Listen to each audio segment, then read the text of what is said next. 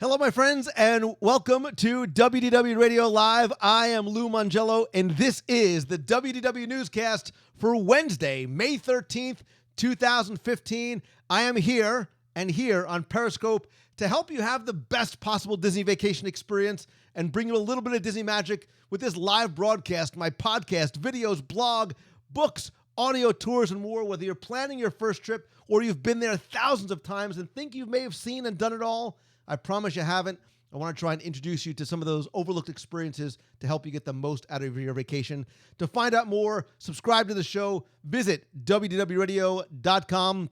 Also, don't forget that I'm super excited to announce the release of the latest and final piece of the Magic Kingdom puzzle, my Tomorrowland audio walking tour. It's nearly 2 hours of me taking you through the park's history, secrets, stories, details, all with the ambient sounds of the park behind you in your ears. It is available now to download or as a limited edition 2-CD set. I will be producing and signing only 500, and when they are gone, they are gone. And I will tell you that in the past 2 weeks, you guys have been awesome because they have been going fast. Those should be shipping probably in the next day or two as I wait for the CDs to come in. For more information, visit www.radio.com/Tomorrowland. So I want to get right into this week's Walt Disney World news because I am really, really ridiculously excited for tonight's news. I am a geek at heart. I'm getting ahead of myself. Anyway, so last week, I got to look at some of the changes coming to downtown Disney as it transforms itself into Disney Springs. And I think transform, having been there last week, is without a doubt the appropriate word because it's not just about the look and the name changing, but really the entire feel, of that area has changed dramatically. And I think it's due in large part, at least from what I've seen so far, because of the Boathouse. I got to explore a little bit, go outside, taste some of the things at the menu. I love the atmosphere. I love the water elements, the menu, the lounge chairs outside, the antique boats, the outdoor bar, the live entertainment.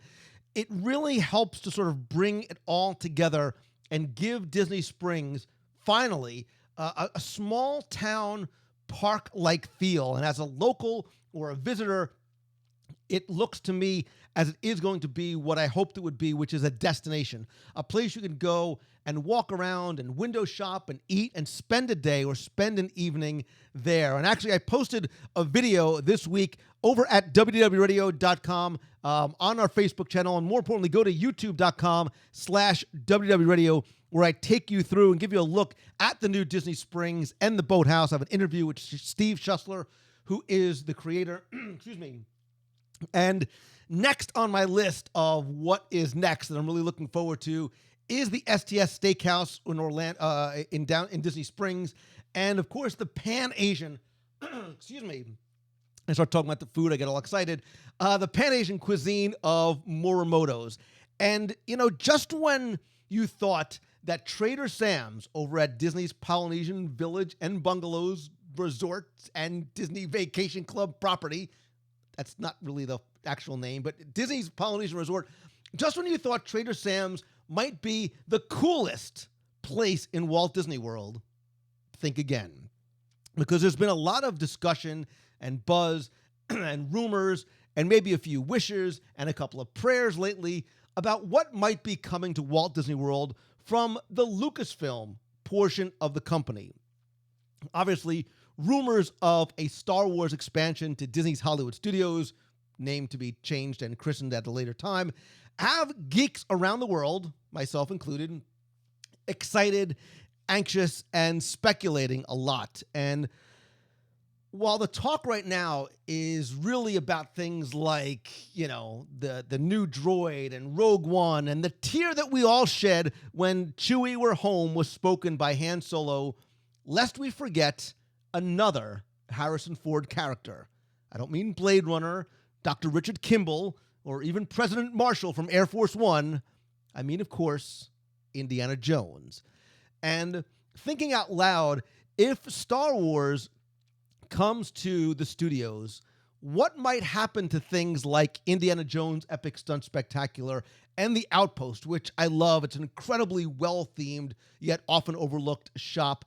Will those go away to make way for Star Wars Land? Is there a new Indiana Jones show or attraction coming? I think a lot of people fear that Indiana Jones might be forgotten if Star Wars has a huge presence, as I expect it will. And I think we're going to get an announcement at D23. It just, the handwriting's on the wall. But I think that if this week's news is any indication, you can start getting excited and allay some of those fears, because the Disney Parks blog revealed this week yet another new addition that we never saw coming to Disney Springs. And if you look closely at my recent video, you can actually see where it's being built and just how close it is to completion, because located between the Boathouse and the soon-to-be expanded even more Paradiso 37 will be Jock Lindsey's Hangar bar. Listen, can you hear it? Do you hear the Indiana Jones getting excited? But I'm sure some of you are probably asking, who in the wide, wide world of sports is Jock Lindsey? Well, if you know your Raiders of the Lost Ark trilogy, because the fourth doesn't count, it's like Godfather 3, Jock is the Yankees cap-wearing pilot for Indiana Jones, and of course, don't forget his pet snake, Reggie. So, being a pilot, he has the new Jock Lindsey's Hangar bar, which is going to be, obviously, aviation-themed and feature cool things like unique cocktails like the Hovito Mojito with Barsol Quebranta Pisco, fresh lime juice, and simple syrup. I don't know what it is, but it just sounds good anyway. Small tapas-style portions of food like the Pirates Everything Pretzels with house-made mustard and beer cheese fondue, and the Rolling Boulder meatballs, hence from the original movie. Just 2 out of the many small plates that will be coming to the hangar when it opens later this fall. In the main dining room of this 150-seat restaurant, you're obviously going to have an expansive bar, lots of aviation decor filling the room, vintage travel posters on the walls, and like places like Pecos Bills and Adventurers Club, look for some of the correspondence between Jock and Indiana Jones. If you're an Indiana Jones fan, you've got to be excited about this. There's also going to be outdoor seating on Jock's steamboat, which is named, of course, Reggie, after the snake. And I think that, this is the next piece of this ushering in of new themed dining coming to Walt Disney World. I think Trader Sam's was really the first of this new trend of eateries with elaborate backstories that they actually explain out for you. It's on the Trader Sam's menu. There's great details. There's also interactive elements, what I would expect we might see at Jock's as well. And I really like this in Disney Springs, right? I like where they are putting it as opposed to maybe putting it in Disney's Hollywood Studios, because I like the direction that Disney Springs is going. I said for years that I felt that Planet Hollywood, that Downtown Disney and Pleasure Island, it just never knew what it really wanted to be, right? It didn't know, was it a place for adults? Was it a place for kids? Was it for families? Was it a late night college doing jello shots out of Wild Horse Saloon kind of thing? Because for a while, that's what it was.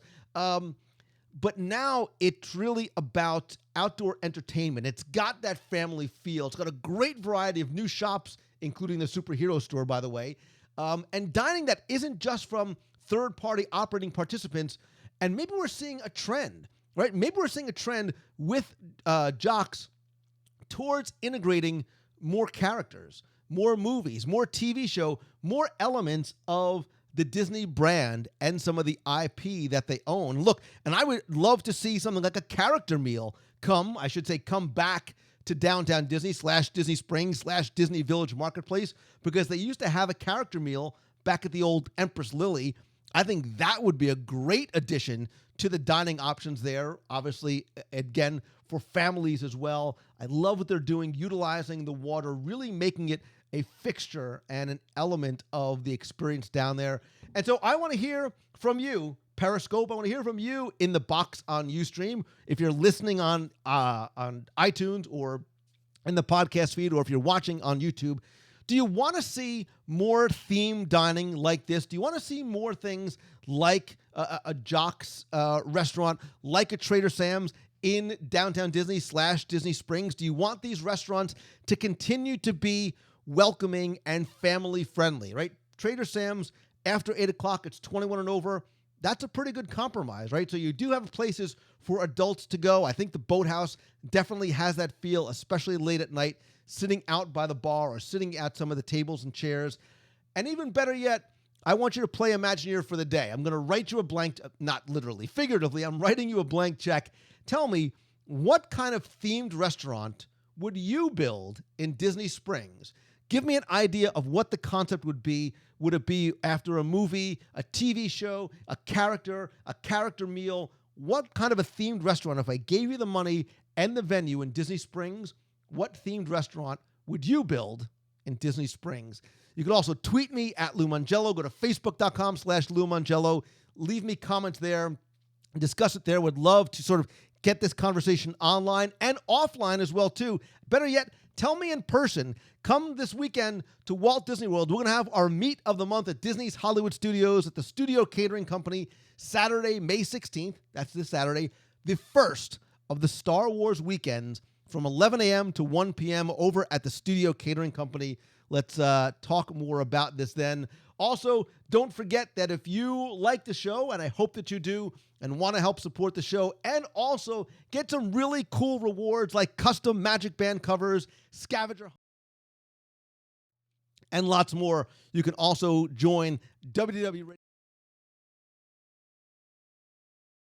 And a great way for you to not only help support the show, but get some cool things in return as well. Thank you so very much for taking the time to tune in tonight, to download the podcast, to rate and review it in iTunes. I know how valuable your time is. The fact that you're spending time either listening in the car, on the treadmill, or with me live tonight on Periscope or in the box on Ustream. I am truly, truly grateful. If you're not catching this live, please come be part of the conversation, because after the news is over, we're going to keep the conversation going with the box in the chat room. You can ask me anything in the lightning round as we go from about 7:30 to 8:30 p.m. every Wednesday right here at WDWRadioLive.com. Thank you, Periscope, for watching. Thank you, everybody in the box. And thank you, if you are listening, for tuning in this and every week. I hope you have a really, really ridiculously amazing week this week. So until next time, see ya.